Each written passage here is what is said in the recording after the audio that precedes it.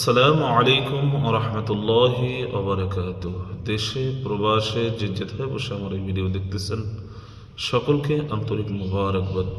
আজকে সূরা বাকারার 244 নং আয়াত, আউযু বিল্লাহি মিনাশ শাইতানির রাজীম, বিসমিল্লাহির রহমানির রহিম, وقاتلوا في سبيل الله واعلموا أن الله سميع عليم।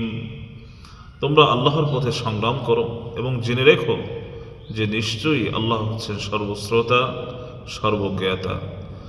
আল্লাহ রাব্বুল আলামিন তিনি বলতেছেন তোমরা আল্লাহর পথে জিহাদ করো, জিহাদ থেকে তোমরা পলায়ন করো না, মৃত্যুর ভয়ে তোমরা পলায়ন করো না। আল্লাহ রাব্বুল আলামিন 43 নম্বর আয়াতে তিনি একদল লোকের বর্ণনা তিনি দিয়েছেন যে মৃত্যু ভয়ে তারা পালিয়ে বেরিয়েছিল, কিন্তু তারা মৃত্যু থেকে পালাতে পারেনি। সুতরাং তোমরা আল্লাহর পথে জিহাদ করো, পলায়ন করো না, এটাই হচ্ছে মূল বিষয়। আল্লাহ রাব্বুল আলামিন তিনি তার পথে জিহাদের কথা বলেছেন। এই জিহাদ সবসময় তরবারির যুদ্ধ সেটা নয়, এটা এমনও আপনি কাউকে সত্যের পথে ডাকলেন, কাউকে সঠিক পথের দিকে দাওয়াত দিলেন, এটাও একটি জিহাদ। মিথ্যার বিরোধিতা করা সবসময়ের জন্য এটাই জিহাদ। আমলের দিকে মানুষকে ডাকা এটাও একটি জিহাদ।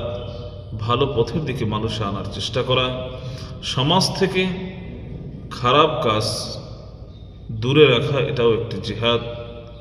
এবং এর চূড়ান্ত রূপ, এই জিহাদ করতে গিয়ে যদি বাধার সম্মুখীন হয় তার চূড়ান্ত রূপ হচ্ছে তরবারির যুদ্ধ। আমরা সবসময় জিহাদের কথা মনে হলেই মনে হয় যেন এটা তরবারি, ইহা ছাড়া আর কিছুই নয়। আসলে না, আপনি যখনই মানুষকে একটি খারাপ কাজ থেকে ফেরানোর চেষ্টা করবেন, যখনই কাউকে দাওয়াত দিবেন, সেটাই হচ্ছে জিহাদের শামিল।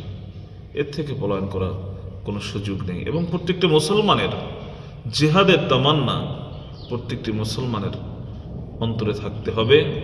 যদি কোনো মুসলমানের অন্তরে জিহাদের তামান্না না থাকে, সে আসলে মুসলমান নয়, সে মুমিন নয়।